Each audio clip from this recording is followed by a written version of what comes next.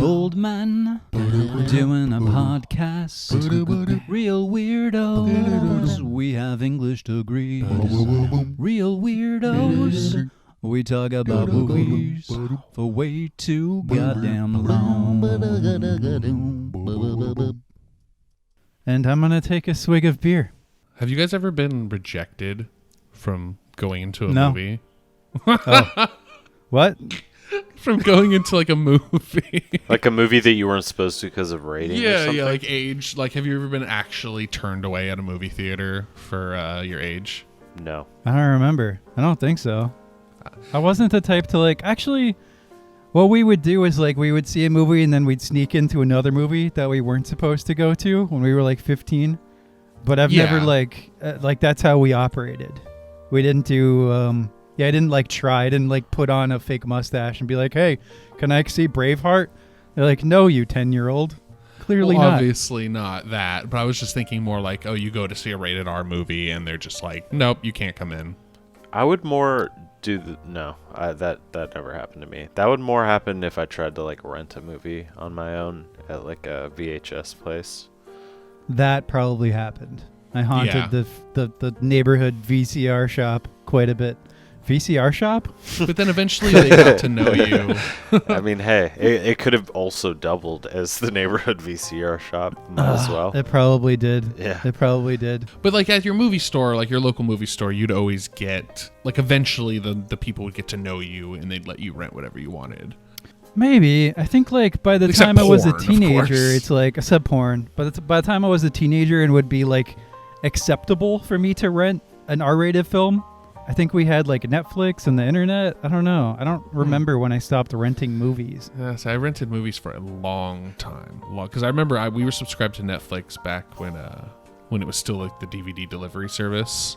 Yeah, that was the best. Yeah, and like that's because I would rent from Blockbuster constantly, mostly video games. I go to my local Video Droid and rent like N64 games, and then I'd rent like this bygone era. My God, anyone under the age of 20 is like, who are these fucking fossils? But my whole point of this, dinosaurs. I actually had a point to this. Was what's your point? Was that the Matrix, the third Matrix movie was the only movie I've ever been denied. In my life. No way. There's the link. We have the link. I just go on tangents. I'm glad you got to it because we have a lot to do today. So we were just gonna do the new Matrix film, and I, in my infinite fucking wisdom, yesterday decided it would be a great idea to do the trilogy first, which entailed myself watching all 4 movies in the span of 24 hours. And I think I've lost my fucking mind. I mean, I knew basically what to expect. I love the first movie. I knew that the second 2 were like bananas. They had some good stuff, but overall were not the best. And then I had no idea what to expect in the fourth one. I hoped it would be good. So I watched all of them. So stupid. And such a stupid idea. I think I have brain damage. Like it's too much. It's too much action schlock for one brain to take in. You went from 2.5 hours to around like 10 hours, maybe. Oh yeah, film? More because they're all over 2 hours. Yeah. Oh, actually, yeah, probably around. I think the last one's 3 hours, isn't it? It's like 2.5. I don't know. It felt like 9 hours. Yeah, the last one feels. We'll get really there. long. So this episode will be us talking about the original trilogy. You know what? I think this is my penance. I think this is self-inflicted penance somehow for making you guys watch Christmas with the Cranks. And like the karma is so much worse than the reward. You know, I have been self-flagellated with the fucking Matrix movies. Exactly. I hope so. This is my form of self-flagellation. I hope so. Because I haven't been able to get Tim Allen out of my head all day, all night for the past week. Oh, really? I forgot that movie as soon as the credits rolled. As soon as the credits rolled, my brain was like, let's fold up this neat little packet of pointless information and just throw it away. By the time this comes out, that episode will have been out for a few weeks. So I can't wait for you to relive the magic, as it were. I mean, I hope you made it as funny as you say. But yeah. Don't telegraph that. What if it's not at all? It probably won't be. It's funny to me, just a super cut of you guys going insane. Oh, Jesus. All right. But let's talk about The Matrix, starring Keanu Reeves. The only good one? The only good one, the only full good one. The other ones, the second two are like interesting. I will say. I'll give them that too. This one is fully like a good movie. Yeah. The second two have great like concepts that are kind of just ham-fisted into a really crappy action story. I think the first one is just the perfect formula of like a smart blockbuster movie. I don't know. I just think that they did almost everything right. Well, yeah, I mean, and that's it. Yeah. That's our review. On to the next one. That's the next movie. Second one, Matrix Reloaded. The first one I think didn't suffer from self-awareness, which is what made it really special and unique. And I think it was also just one of the first movies that was taking this kind of hacker neo-punk genre and bringing it to the mainstream and making it something that wasn't kind of like Hackers, like the movie Hackers. I mean, I was gonna say hack the planet. Right. Let's hack the planet, bro. It was a little more, I guess, realistic, you would say, but it was just a solid sci-fi action movie. So it starts off, I love the first half of this film. It had been a while since I've seen it, but I've seen it so many times, and I always love it. Because the first half of the movie is like really grounded, right? It takes itself like really seriously and has this really cool tone where you don't know what's going on. If you can put yourself back into the position of not knowing what the Matrix is, like watching it for the first time, which I tried to do, and I'm able to do pretty successfully when I watch it. It's like this really serious kind of mind-bending storyline that incorporates all of this like body horror that I don't feel like people talk about much. And I think that's because like the second half of the movie gets into like corny, silly, cartoony territory. Still fun. All that stuff is fun and it's well done. But like the first half of this movie, I don't know. Do you agree with that? So there's a essay called Mirrored Shades, and it was written sometime in the late 1970s or the early 1980s, and it was about the cyberpunk genre and that was like emerging in sci-fi. And in this essay, I can't think of the author's name right now, but in the essay he talks about how the human body becomes more involved with the sci-fi technology, and it was less about like being in a spaceship that was built by engineers and being part of like this big company campaign and things like that.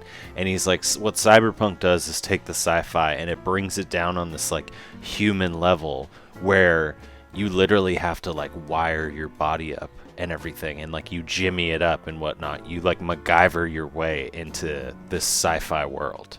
And he's like, that's what sci-fi will be like for the people. And he coined the term cyberpunk. And oh, is it William Gibson? Maybe it could be.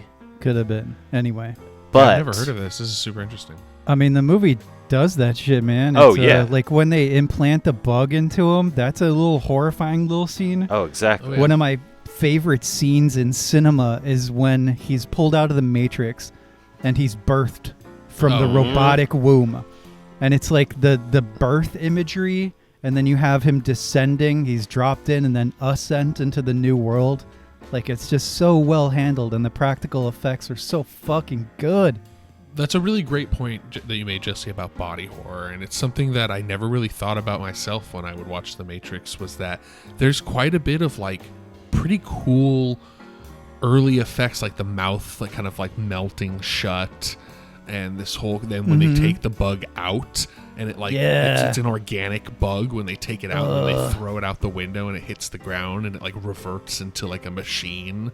Like, I thought that was really a lot of great show not tell in the first Matrix, and that's really impressive in a movie like this because it's so complicated of a world that they're trying to get across, and they do it pretty gracefully in one exposition scene with Morpheus when he's like, yes, he does that whole scene. I mean, of course we'll get there, but like, yes, that's really we're there. That's a really great exposition scene. I think that's like, if you want to look at a textbook how to do exposition, boom, right there. It's cool. They incorporate great visuals to keep your mind occupied.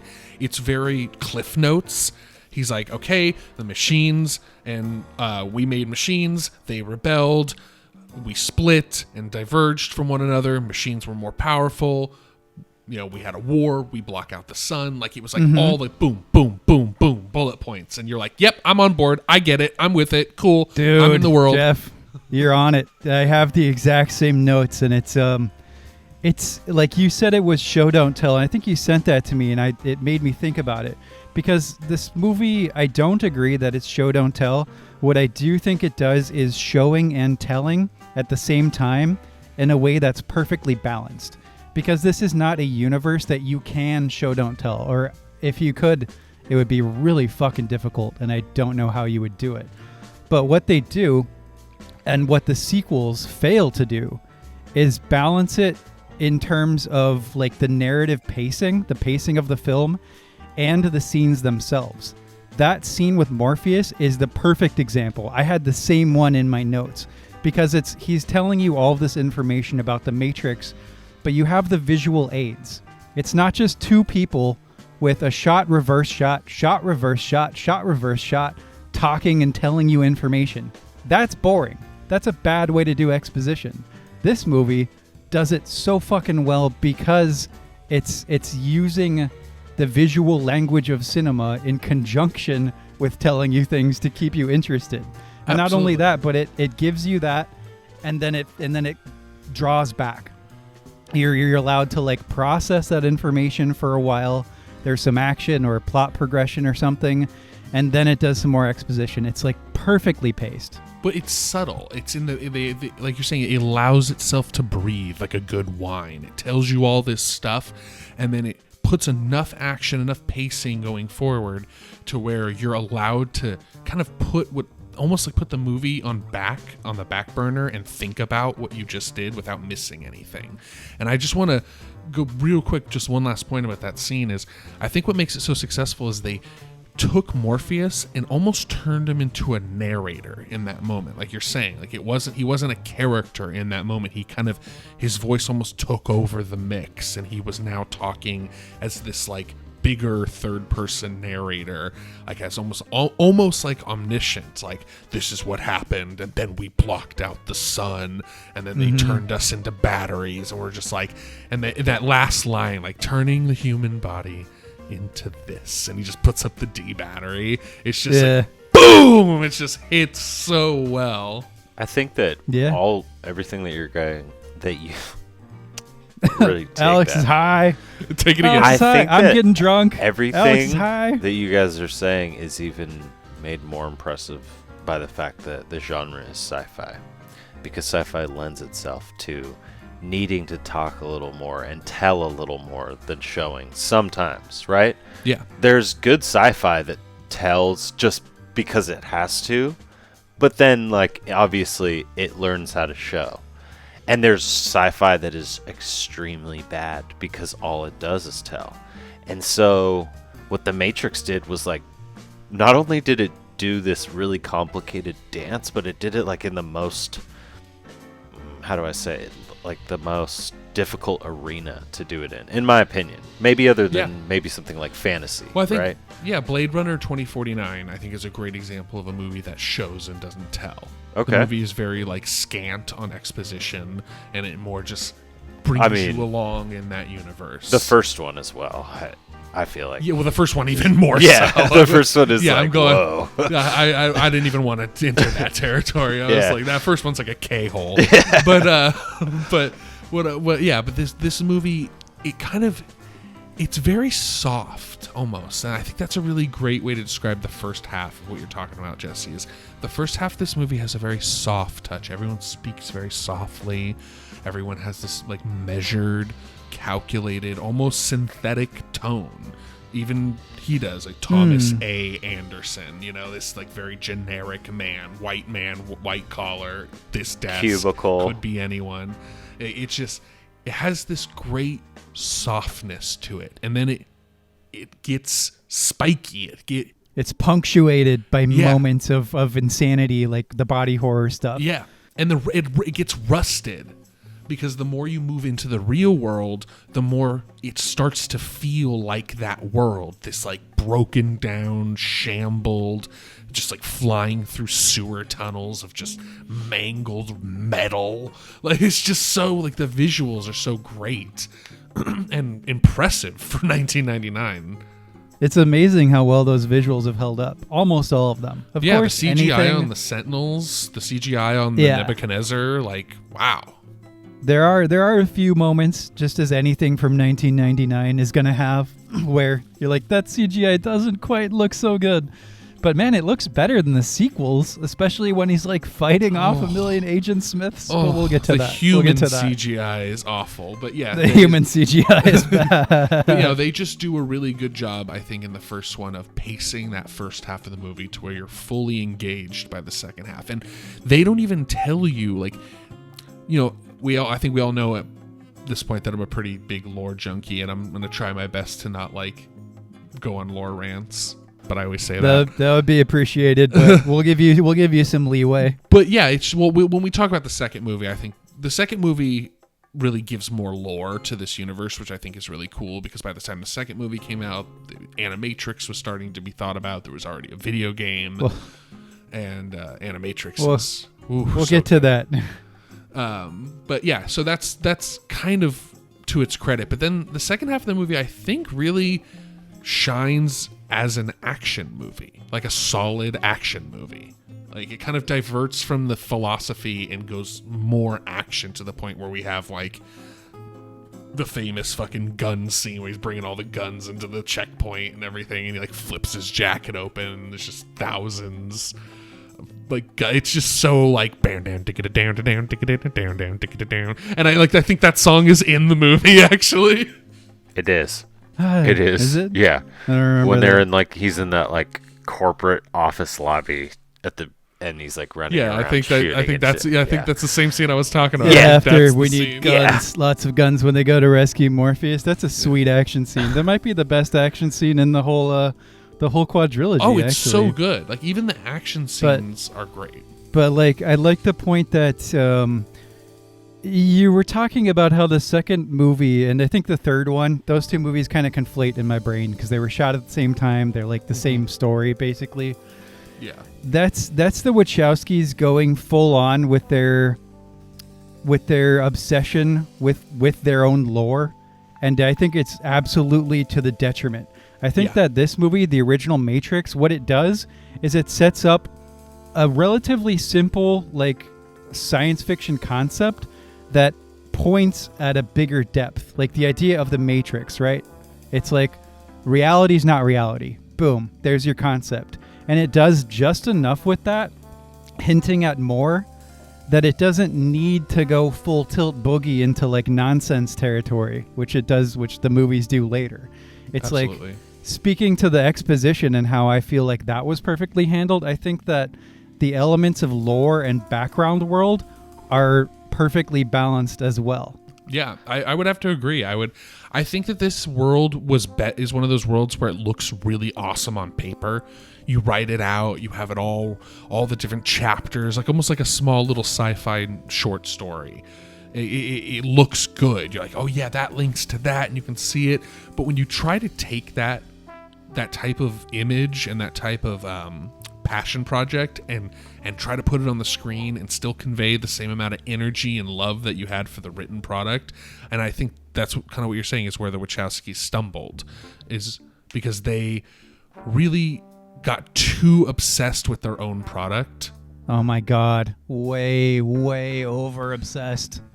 The first one represents kind of what happens to a lot of people in Hollywood, that they come out with something that is just like a real like banger, you know?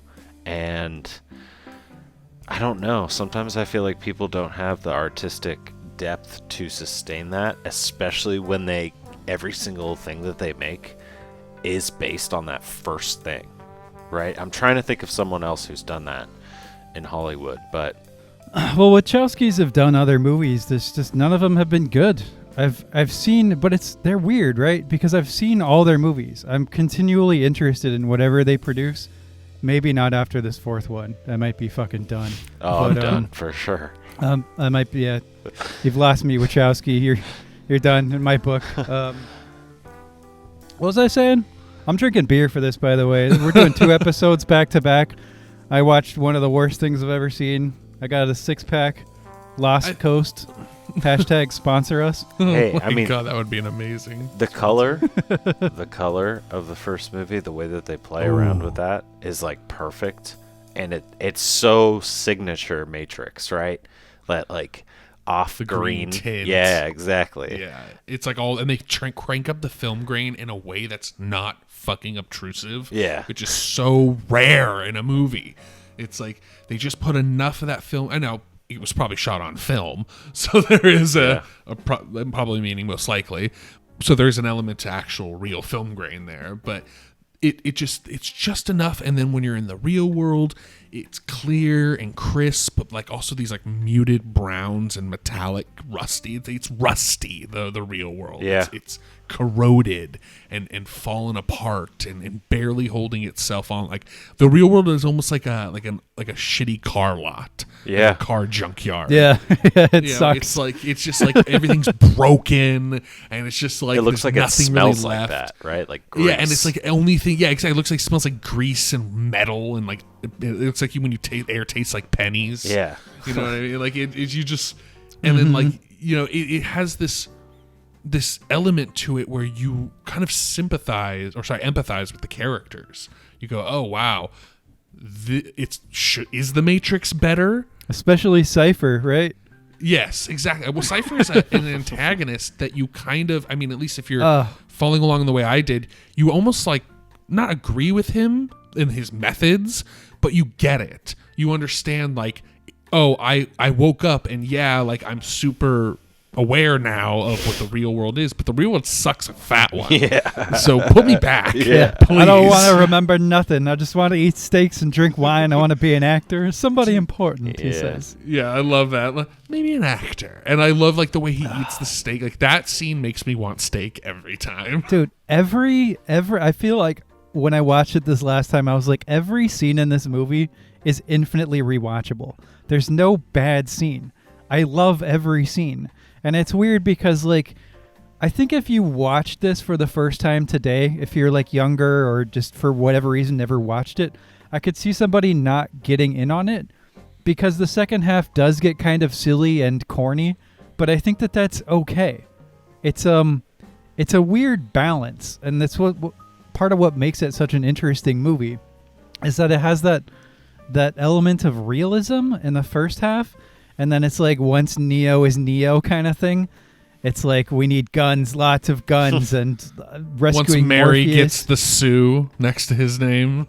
Right. Once Like, Mary he's gets just the Mary suit. in the beginning, but then fucking hell. When So he knows, what do you guys feel about Kung Keanu Su. Reeves in this movie?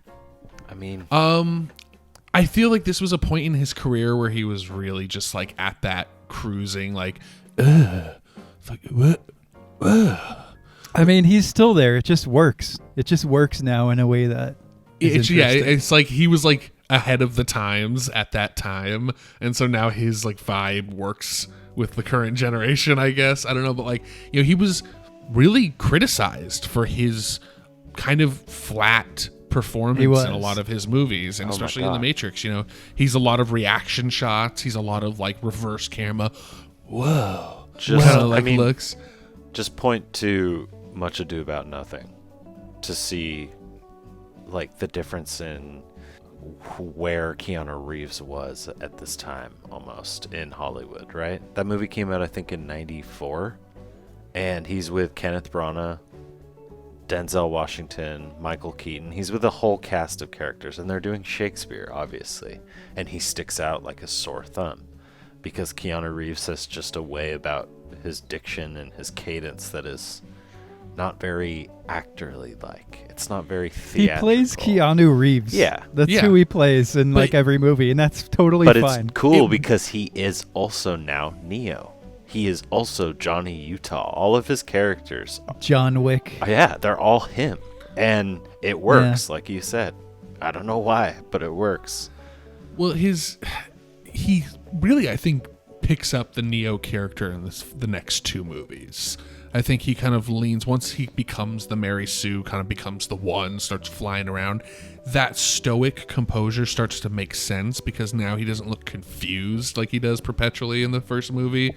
Whereas in the second movie, in third movies, he kind of has this like kind of serious, almost like Zen meditative demeanor about him, which is, I think, to his credit, he kind of leans into the character eventually and makes it his own. He goes, okay, well, this is how I make me Neo. And I think it works. Yeah, no, the first one is just a perfect little package. Yep. And I think it just, like I was saying, it brings like hacking in, which was kind of cool, like cool little themes like Follow the White Rabbit and little like connections that you get to make later. I don't know. It's cute almost, I want to say, but like in a really kind of cool way. And then, I mean, let's just talk about iconic scenes. I mean, The Matrix is just chock full. I mean, it is iconic. It probably is the most I know. The movie is like we've talked about on the podcast.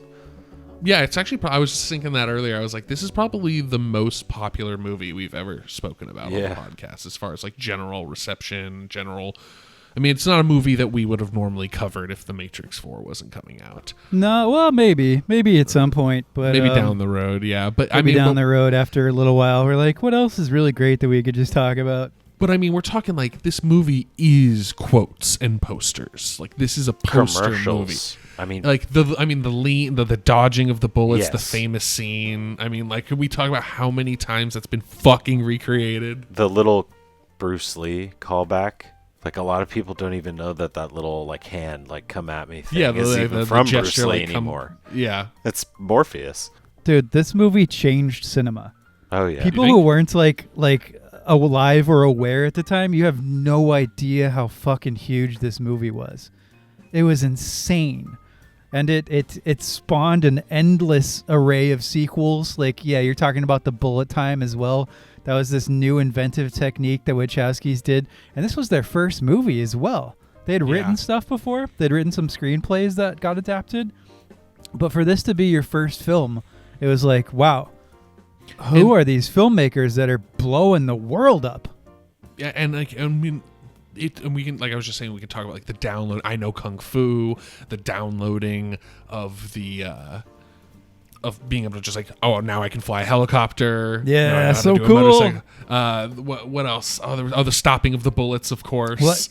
What would be your first one? What would be the first program you got downloaded into you? Like every language. Every language? Language. I download like a language pack. Reading minds. I don't know if you can download that one, Alex. Getting sorted into Gryffindor. Oh God, I hate you. Those are actual fucking. I hate you so much.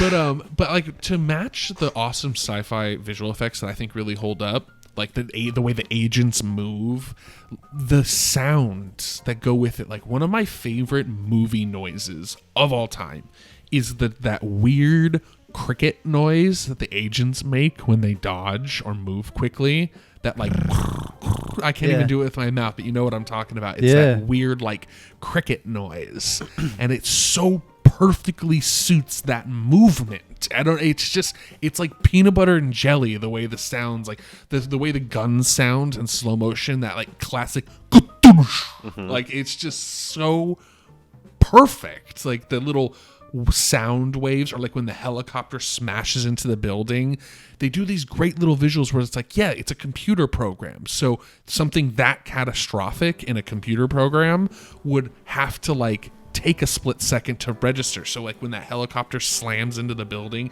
it like creates like the waves on the skyscraper. It's like those little fucking details are so great.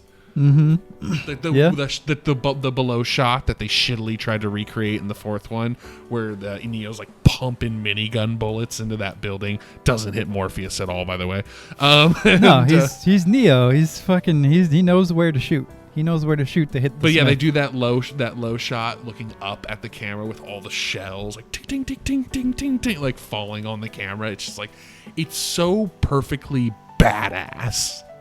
Yeah, I like all the little side characters too. And I don't know if it's just by the fact that I've seen the movie so many times that it's like that scene where Cypher is unplugging people. And these aren't people you know very well. What are they? Like APOC and Switch? They've had like Switch and Mouse.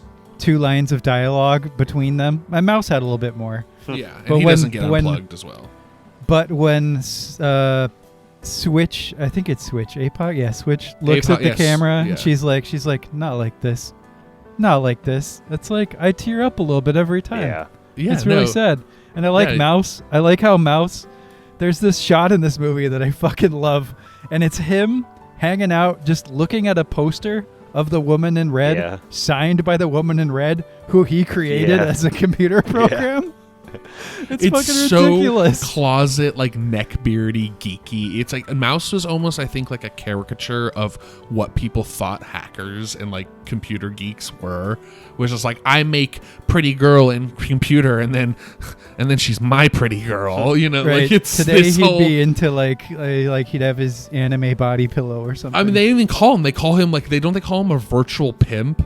Yeah, because he tries to hook up Neo with the Woman in Red. But again, he's like, I can. It's so realistic. I can get you a date because you know get you a date. that there would be that service and people like that if you actually had to live in this underground hellhole of like machine like tyranny, right? I mean, it's hilarious afterwards because he goes, what does he say to him? He goes like, don't listen to these hypocrites, Neo. Like, they've all fucking done it, and I've written programs for them or some shit. Like, that's the implication. He doesn't say that directly, but it's just like that. Hilarious. Well, you don't get the status of pimp unless you've like been successful before. You know what I mean? Like, they call him a pimp because they all purchase his services. Like, it's just a nice nod to the fact that if you can create programs and like, I don't know, sentient human looking and feeling AI within these programs, then insert yourself into it, bro, there would be some hanky fucking panky going on. Well, I mean, sex is eternal. Holodeck level. Sex is like everywhere and will always be ever present in human But that's existence. the thing is like, yeah, exactly. Like the humans are created via like in vitro fertilization and like test tubes at the point of like where they live in the real. There is no actual sex. So all the sex that's happening in the Matrix is entirely virtual. No Matrix in So Texas. like the entirety of humanity for hundreds of years has not had actual sex, and it's like that's something sex is only as real as the taste of tasty wheat. Oh, I guess that makes the second one a lot.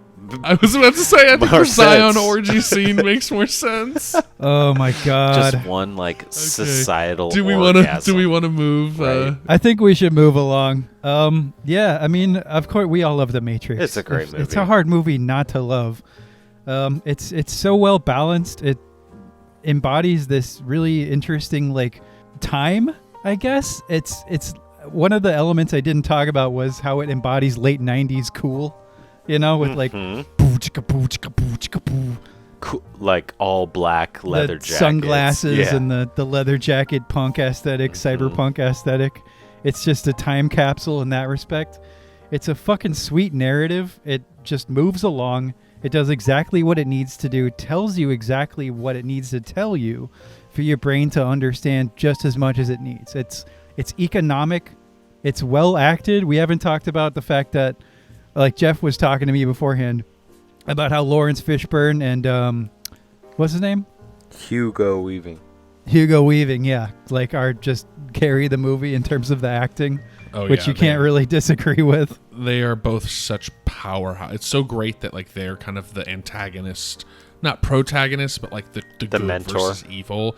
Yeah, because they're so they're so equal in stature and grandeur, like speeches. And I don't know, that speech that Smith has with Morpheus when he like takes off his like earbud and he's like, the stink of it, and he like grabs the sweat off his head. He's like, can taste it. It's in the air, and he like sticks it in his fucking nose. It's nauseating. Like, it's so like just gritty and real, and I just love that scene. And he's like, you're a plague, a bacteria. Speaking of nausea and a plague, let's talk about The Matrix 2. We're not quite there yet, bud. We're not there? We're not yet. No, I think the Matrix 2? Matrix 2 is still... we're at the Matrix 2. We're at the Matrix 2. We're just not at... Yeah. I was gonna explain that a little bit. I was gonna say, no, it's not that bad. It's actually the second best one. It has some interesting ideas, some good action. So I'm sitting in the doctor's office right now, and my pain scale thing is about 4 for the Matrix 2.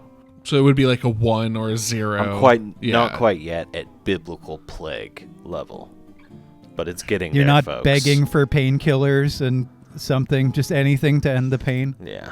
Quite yet? Not yet. Not quite. I mean, painkillers, just the human killers. Just shoot me up with some arsenic for this last one. But yeah, for the second one, I think the second one is a fun movie to watch. I think it definitely, if you're going for that heady sci-fi that the first one had, good luck. It tries. It's there in like little micro doses, but for the most part, it gets lost in bad CGI, weird plot premises, kind of fumbles in acting choices. Like, I honestly think the Oracle, like the first Oracle, wasn't the greatest actress ever. Personally, I think. I thought she was way better than the second one. Interesting. I like the second Oracle. Well, maybe a matter of taste on that one. Yeah. We don't need to spend a tremendous amount of time on it. I don't know. The second one has it turns the action schlock up to 12, not even 11. It turns it up to 12, and that's to its detriment. Which is a crazy statement because compared to the third movie and the fourth movie, it feels subdued. Oh, yeah. But when you're watching it, you're like, oh, your brain starts to just vomit a little bit. It's like, okay, action schlock, like tone it down a little bit. But it can be fun. Like that whole freeway sequence, I think, is pretty fun. Oh yeah, I mean that just I mean when you're just looking at that as a sheer piece of filming, like all the cars that they had to like blow up and destroy and flip and people phasing in and out of cars and samurai swords. That was just a lot of. I'm not even talking about like what's happening in the movie. I'm talking like actual real life, just filming that scene, like because they actually filmed it on the LA highway, and they CGI'd green screen the trucks colliding and shit like that. But those cars that are just flipping on the highway, like that was all practical effects. Yeah, what this movie did was it took the second half of the first Matrix, that like the fact that it becomes completely cartoony, and it dials that up to 11. Like, I cannot take the Matrix as a property seriously after the first film. But it gets interesting because this is where the filmmakers start to take it super seriously in a really weird way. And this is where the Wachowskis become interesting to the detriment of their own films. Because it's like they go so hard into like bonkers philosophical narratives that are so fucking convoluted and badly handled in terms of the exposition that it's like I'm not having trouble understanding it. Like I understand what the architect is saying at the end, but I think it's still though one of the worst scenes in cinematic history, which is echoed again in the next film when he sits down with the Oracle. And it's just this shot of them sitting on a bench for 20 minutes explaining things. But yeah, this is where this series starts to get bonkers in those categories. Yeah, the whole scene with the architect and everything, and like learning that there was other iterations of the one, and like, see, I love all that. I fucking love all of it. I love all the story. I hated that. So I was just poorly like, handled. I was just like, why though? They made it so complex. Yeah, I can forgive that though. If you're writing something that I'm interested in, I can forgive that you fumbled telling it to me. Because then I can go and kind of put the pieces together myself and have fun with it still. Like, but that's you. You like lore. It does nothing for the story. It doesn't. It does nothing for the movie. I'm not talking about like, but that is something of value. Is when the movie tries and fails to tell you a story, but tells you enough of it to still make you interested. I know what you're saying, Jeff. But like, I don't agree that it's a success. I wouldn't use that word. But I see what you're saying, like the lore and the world that they have implied and maybe haven't constructed quite well enough still kind of intrigues you, right? And you're still kind of like, the world you built is interesting enough for me that I can get over how you're presenting it to me. So I get that. That makes sense. But I can't fucking do that with this movie. I like the Merovingian is a really cool concept to me. I love the Merovingian. As the actor, I think did a really good job. He's very like... Is it the French guy? Yeah, the Frenchman. But I like him because he was the oracle of his version of the Matrix. And his version of the Matrix was the Nightmare Matrix, the second one that they called the Hell Matrix. And that's where, like, it was flipped because the first Matrix was Eden. It was a Garden of Eden, and the humans rejected it. And the second Matrix was a literal hell. And that's where you, like, werewolves and vampires and all these myths that we came up with come from, because they're old programs, exile programs from the second iteration of the Matrix that haven't been able to be fully deleted. See, this is that shit's cool, man. I don't give a fuck what you say. That's cool. This is where I think you could make a really good novel. And maybe if you made this movie with a more skilled director who didn't utilize 90% action schlock, then it could have been an interesting movie. But as a movie, like as a movie concept that you're just throwing at me, I kind of want to punch you a little bit. I don't understand that reaction. I don't because I'm interested, because I'm showing genuine interest in something that. No, not you. I don't want to punch you. Not right now, at least. I think we've had a misunderstanding of where the violence is going to be directed. No, the violence is not directed towards you. It's directed towards. It's just. It's just superfluous, right? Yes. It doesn't do anything for the narrative. It's just like throwing lore at me. Yes. But when there is no narrative and it's just actiony bullshit, the only thing to grab from is the little bits and nuggets of interesting story that they tell you. Oh, that's interesting. Oh, you're not wrong, cool. But that's a problem with the movie that you have to do that. Oh, it's so short-sighted to say that because a movie has a problem, it has nothing of value. Well, no, I'm not saying I didn't say it has nothing. But we're not saying for me, it's a glaring criticism that when I watch the second and third movies, I'm just like, well, why couldn't it have been more like the first one? The first one had action in it. Because it wasn't. No, I just mean I just mean that it wasn't as superfluous, like the way that Jesse is saying. I didn't need that.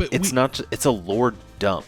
So every single time there's a pause or a reprieve from action, all I get is exposition and an explanation of the world they live in. When it's like, I don't want to see that. I want to see these characters act out and act their lives out in this world that they've built, and then let my fucking imagination build the rest of it.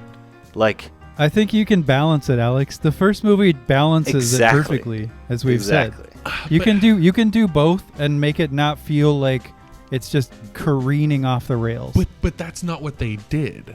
So, like, you can say what if all you want and say like they could have done this. So yes, they could have made 4 perfect movies, and that's an equally valid thing to say. It's of equal logic than what you guys are saying. I'm not holding them up. They all could have been good. I'm not holding them up. Since they weren't 4 perfect movies. in the world of the real that we live in and not the Matrix that you guys are in right now. They're not good movies, so since they're not we're criticizing movies. It's very weird for us to do this. But since they're not good movies, you have to, if you choose to, you can wholesale write off the movie because it's not fun or it doesn't make sense or the lore doesn't provide anything to the context of the movie. You can do that. Or you can try to sift through the pieces of this shit sandwich and find the little bits of turkey that still taste good. You're like, No, I like that. I think I like that. I That think one's it's good. interesting. I think it's an interesting movie. I think I mean, of course, it fails to be the first one. It fails to balance the elements. I do think the elements you're talking about are the most interesting parts because when I'm confronted with just nonstop schlock action, my brain kind of turns Yeah. off. I can recognize when it's like interesting filmmaking, which is why I do like point to that scene on the highway because I'm like, wow, my brain is interested because that was really hard to make, and I can see kind of what they were doing. And no, I agree with you. I'm just saying like this is where the series starts to deteriorate, and as someone who is more interested in having a cohesive narrative than I am in a background context, then this is where that starts to fall apart. Now it is interesting background context. It's just not good for a movie. But when that's all that there is to eat, Yeah, no, I think we're on a more similar page than you think. I don't know. I just No, don't believe like it's the same thing I run into with like pop music. Like there are people who just wholesale write off pop music or write off a type or genre, and it's like, well, no. There are gems, there are songs that generally suck, but maybe the vocal track is good, or maybe the instrumental is good, and I can find the instrumental without the vocal. Like, there's something to say about kind of picking through things instead of wholesale writing them off just because they're not good. We're not writing it off. No, yeah, hold up. But Hold up. I think that's something that happens a lot No. in movies, Alex. in these type of movies. No, Go I ahead. can take this, and I will take this, because I've watched this movie several times. But what I can do after is say, hey, this that you just made fucking sucks. And I could point to the chef in the kitchen, I could point to the waiter who brought it to me, and say, that's what criticism is. Yeah, but it's not going to make it not suck anymore. But that's That not the is goal completely- of that this doesn't matter. discussion. I would never Hey, remake. We're just analyzing a piece I would of art. never remake understand. the Matrix Reloaded or Revolution. I don't think that this is a good movie. I'm not defending the movie as a quality. My point is really just a counterpoint to the way that you guys are like, well, the lore doesn't matter because it's not done well. Well, that's what happens if you don't do it well enough. Your own lore that is actually really good, the audience is just so beaten into submission that they can't even understand it because it's just so much action and it's so much car flipping and it's so much of, yes, I get Neo is a cool fighter. I know he can do cool bullet stuff. But it's like, could you not stretch out any of the talking or the dialogue and make it more realistic for me to like really get into the lore that you built? Because I agree, the story like backbone that they came up with is great, but it just, I don't know, the way that they give it to me is the only way that I know that it's great, Jeff, is from talking to someone like you, right? Who like goes into the lore and would be like, okay, I enjoyed your discussion just now about the lore more than I did watching the movie. And Absolutely. that's a problem. And there's a value. That's a problem because you aren't a filmmaker. And Wachowski is.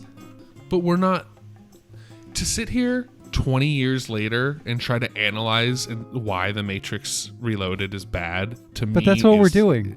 It's silly though, because it's like, yes, it is a categorically, unequivocally agreed bad movie. And to try to like say any more about it is just an overtalked concept. It's like, what does it do well that still carries over from the first movie? And how does that slowly degrade over the third movie and the fourth movie? You know, we're talking about something in the first movie that's so strong, such a great concept and premise. And how does that premise degrade? Instead of being like, well, it's like shitty action schlocky. It's like, well, yeah, but there is still bits and pieces and cores of the original movie. And it's like, if you want to have fun and enjoy it, try to put them together. I mean, is that what we're saying though? Is we're saying, oh, it's just schlocky and it's just shit? I think that's the general consensus on this movie. Is that it's like these movies, the second and third movies are just absolutely terrible. Well, what I've been just trying to say, and I think that there's like a breakdown here, is that I think this is an interesting movie because it does have all these lore elements which are interesting, and it does have all this action which some of it's interesting, and it just becomes this blueprint for what the Wachowskis would end up doing for like their career, which is a kernel of a really interesting idea. They start with this core, right? But then turn it into this self-indulgent like schlock, which is crazy. I think we can all agree though that the third one is a shit show. Can we agree on that? The second one's a shit show. Like the second one is an awful movie. It's totally fucking drops the ball. Okay. There's something to be eaten out of it.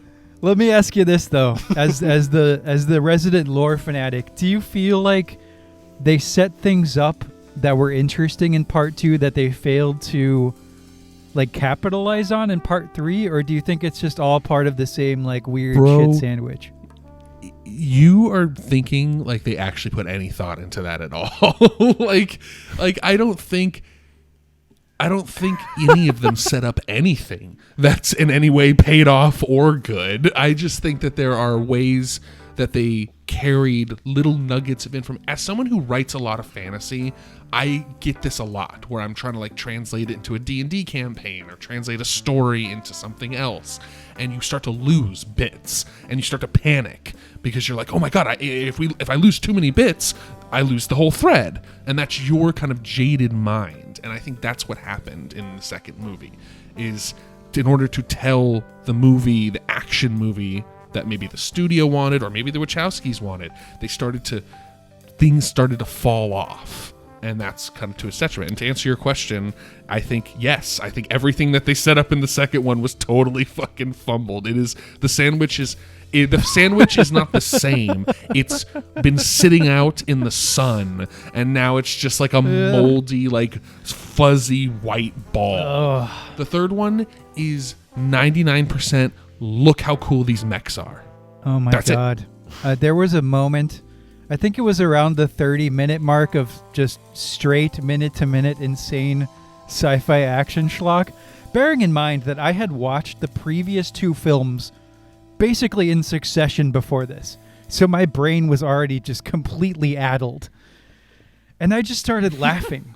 I started laughing like the cackle of the insane. Like I should have been in a straitjacket in a white padded room, because it's just so much fucking information and none of it means anything. And it like 5.5 hours of this, I just broke. My mind broke. That like this movie made me fucking laugh so hard. There's a moment where Neo, when he's blinded and he gets like fire vision and he sees Bane, whose soul is taken over by Agent Smith, and the fucking fire entity has sunglasses on to tell you that it's Agent Smith. God. And I just died. My brain was destroyed by this film. There's no way I can say that enough. The second that Smith came into the real world is when like the tectonic plates of this franchise just fucking fractured and the rest of the franchise just floated away into the sea because it was just it was gone, because you're just like, wait, what? Like, wait, all of this lore, all of this logic that you've just painstakingly tried to like force upon the viewer, you're now just gonna fucking ignore? Like, holy shit. You have to just, like, that had to have been the moment where the Wachowskis just threw up their hands and they were like, fuck it! You know, I don't know if we've drawn enough attention to how miserably stupid the whole fight scene was in the second movie, where he's fighting the army of CGI Smith versus CGI Neo. Using a telephone pole. Yeah, oh my it's God. terrible. The part when he puts it into the ground and he's like spinning and kicking, like running walking around, and he like a tetherball looks court. up like to God. check if he's. I don't know. There's just the way he looks up is so dumb. I can't. That scene. It's like he's throwing around actual sacks of clay. The way that the CGI moves. I have a note for The Matrix 3. I'm just going to read it to you verbatim. Army of Smiths in the rain. I was laughing. I don't understand the Wachowskis. That's my that's my distillation of that. It's just, it's so unfortunate. I think I feel the same way I feel with the second and third movie that I do with the Fincher Dune. Sorry, Resin Brain. Lynch. There you David go. Lynch. There you go. There you go. Yeah, I think I got sidetracked from this point in the discussion of the last movie because I'm drinking heavily to get through this.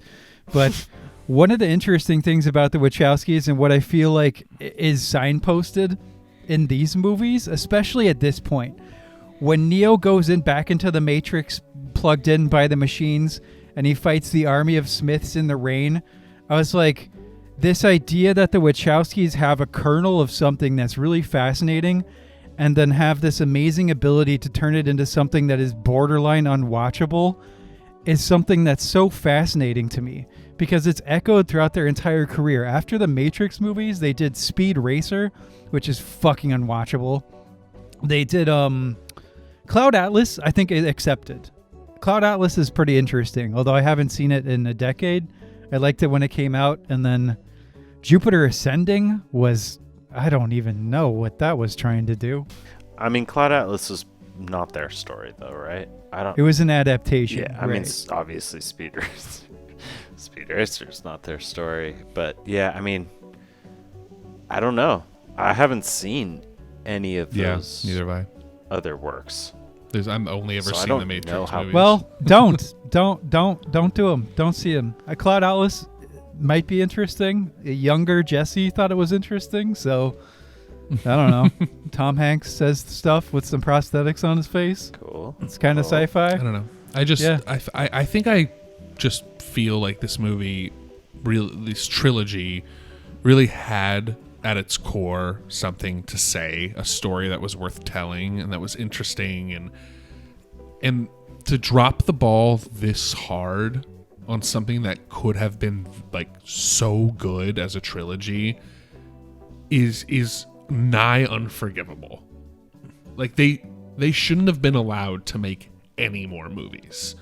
They should have got their SAG cards like revoked, and like that's just, or whatever like director's version of SAG there is, because it's unforgivable to allow your own story to become like this just cafeteria sloppy Joe of a fucking trilogy. It's depressing. Do you think this is one of the worst, if not the worst, example of like sequels? Well, that's I was. Let me address. I would like to address Okay. this. Okay. Because I love Jeff's point there, and it's kind of the point why I felt we should do this, because it's one of the most interesting trilogies in cinematic history, because it does drop the ball so hard, and yet deep within it, like way deep under the skin, and this is to Jeff's point about the lore, you can see brilliance. The brilliance is there. It's just so catastrophically, strangely mishandled in a way that my brain can barely wrap itself around, where it's like there are tons of movies that I see that are frustrating or stupid. Like we talk shit about Roland Emmerich and like that sort of like put the stamp on the movie, rubber stamp, like just generic movie. And these are not that. The Wachowski movies are not generic at all. They have these elements of we keep calling it action schlock, but there's really no other way to put it. It is fucking schlock. It is beyond ridiculous visually and emotionally and everythingly. And yet there is that core, and you want it to be good. You want it to be good. You want them to succeed because it's a cool fucking idea with cool little tangents that are like surrounding it, and it just never fucking works. And it's sad. it's really sad. And that's, I think, why, to kind of go back to like my little point earlier, was just I think that's why I try to cling so hard to all of the little chunks of lore that they have in this movie, is because this movie, when I was a kid, when I first saw the first Matrix, blew my mind in a way that maybe The Lord of the Rings is the only other movie I could like put up there, like where I was just like, wow, like that. See, I was older than you guys, and I was 12. So I had not been brought into these sci-fi ideas of like, what if reality is not reality? That simple question I don't think had been put to me before, and this was the perfect vehicle to put it to me, because this is a very digestible, well done action movie with those concepts. You know, speaking of the first one, of course. It's kind of a George Lucas thing, if you think about it, because Lucas is the most famous example of somebody not knowing what it is that makes the thing that they created great. There's the example of him like messing with the original films in all sorts of ways, and then of course the prequels, which show that his I don't even need to go there. We don't need to delve into George Lucas's fall from grace. But it's like the Wachowskis did what Lucas took 40 years to do in the span of 2 movies that came out in the same year. It's like they didn't understand what made the first movie great. It's like they kind of did. I feel like it's like waking up every morning and storyboarding every single idea that you have, right? It's never taking the moment to just be like, okay, is this actually good? Is it going to work? Yes, it's related to the lore, but it's like, are we writing a D&D character's handbook here, or are we making a film? And I think that's exactly what we're trying to say, is I think that they wanted to do both. Yeah, which is insane. To Jeff's point, like all of those tangents that they wanted to go off could have been interesting and are interesting if you look at it from a meta perspective. But when you shove all of them into a film, it's just a mess. The Keymaker. Yeah. Cool idea, done awful. Just done for the architect. Cool idea, done awful. Like it's just one after another, where it's like you kind of, it's almost like it's almost torturous. It's almost fucking, it's torturous because, bro, especially after watching 3 of them in the same day. Definitely torturous. It keeps lobbing up these great ideas, and like a dumbass, you keep going for it, and then it just drops. My brain. If we could see like, I don't know, a CAT scan of my brain, it would just be Matrix code. Be like a live action. It's just like Matrix code, just going haywire. Yeah, it's. I mean, we're talking about iconic. Let's talk about the code. You put that image. The code is awesome on anything. Apparently, there's a lot of hidden words in the code because it's like a mix of like English alphabet and like Asian alphabet and like Greek alphabet. Fuck the pain away. Yeah, but like, it's crazy. Fuck the pain away. Yeah. And the idea of like the way they like look through. I'm not even acknowledging it. Fuck you. The way they look through. He did it. He acknowledged it. They it can happened. see through the Matrix. I loved that idea. Like how he was when he goes up to Cypher in the first. I just see blonde, brunette, redhead. You know, it's like I love that shit. And then they're just like, I want to drink some of Dozer's bathtub hooch and look at the Matrix code. And then they just Neo season code and code. It's like, oh god, why? It's sad. It is kind of sad. You know, because it's like, I don't know. Like I said, it's waking up every morning and thinking every single idea needs to go into the film. Yep. Right? Like, it's like calling a meeting of all of your writers, and you're like, okay, guys, we got to write this scene. And you're like, we just fucking did this yesterday. You can't possibly have an idea this good again that goes into the film again in this frame. You know, like, it's just. Do we want to be cyberpunk? Do we want to be Buddhist? Do we want to be just kind of generalist Eastern weird philosophy? Or super Christian heavy-handed? Yeah, exactly. Really, and it's like really heavy-handed. I don't know what the fuck we want this. It's called Zion. Like they couldn't get any. They couldn't even call it like Mayon or anything. Like Mayon. had to go like, oh no, it's Zion. Like in case for the dummies in the back, in case you can't hear us, it's Zion. Are you trying to go somewhere, Alex? No. With that? Okay. No. I just mean that, like, Okay.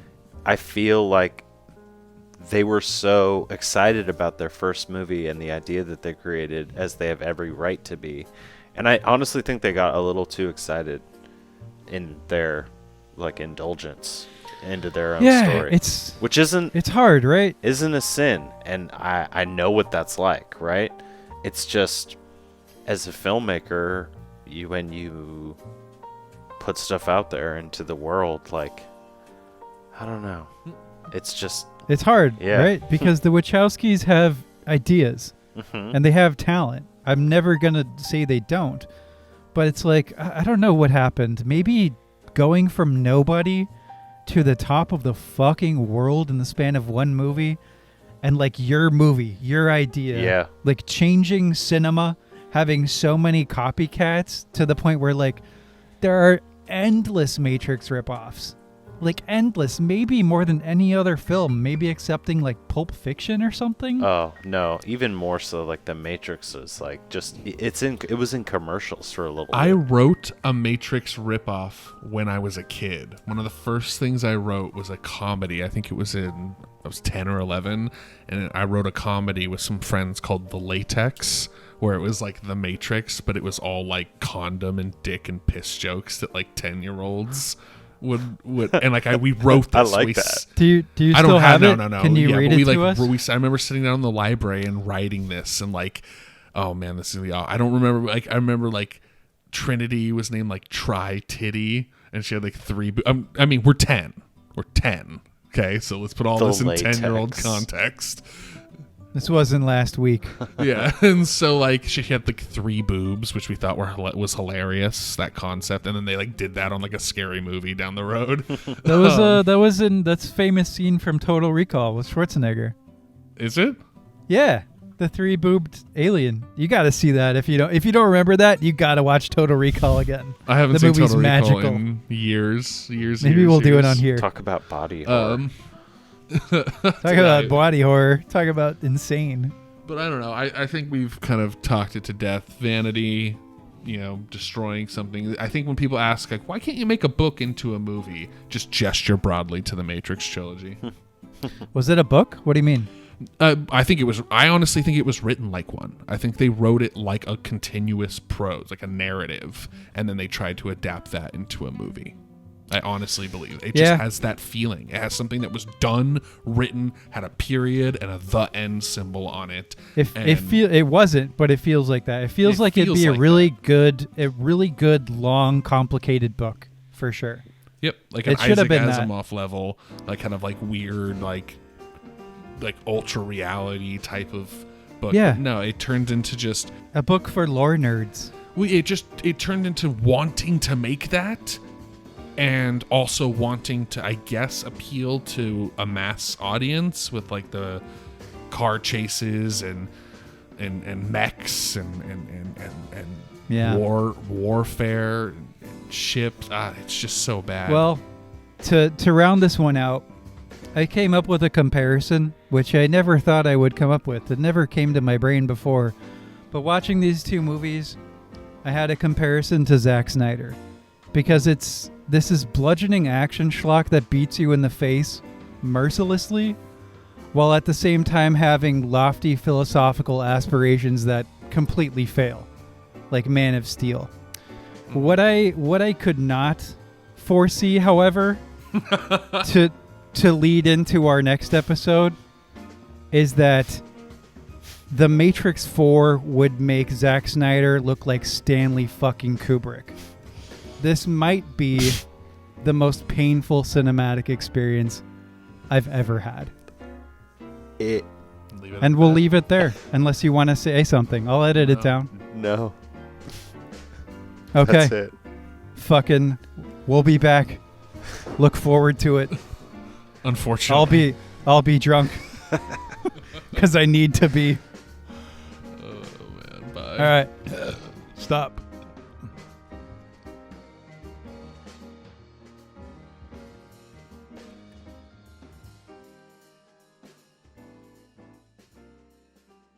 chicka chaka chapo. Now our podcast is done, and we have to run. We know it is sad, but we had so much fun. Don't be bereft, Jesse, Alex, and Jeff. We'll be back real soon. The Reel Weirdos. We talk about movies for way too goddamn long.